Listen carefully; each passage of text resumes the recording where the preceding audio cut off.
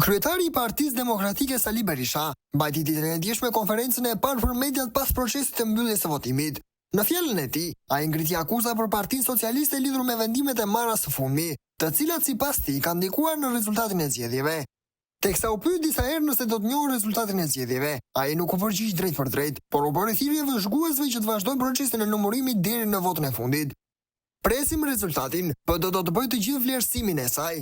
Kur mbidhen 10 hektar kanabis për vot, kur punësohen me mira persona për të blerë vota, kur ngrihen zyra ilegale të PS-s pranë qendrave të votimit, nëse pat faljen 2 net më parë të 150 milion eurove gjoba, atëherë emrin zgjedhjeve vendosur në vet.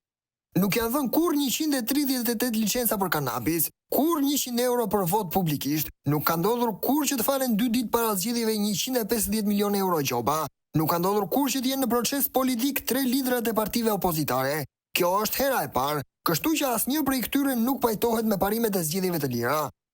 Opozitarët të tregojnë për kushtimin dhe seriozitetin tonë maksimal në numërimin dhe vlerësimin e çdo vote të hedhur në kuti dhe të mos kenë asnjë ndikim nga asgjë. Kjo është detyra më e rëndësishme për demokratët sot, tha Berisha. Teksa numërimi i votave vijon, Partia Socialiste kryeson me numrin e votave. Mbetet për të parë se si do të jenë zhvillimet në orët e ardhshme.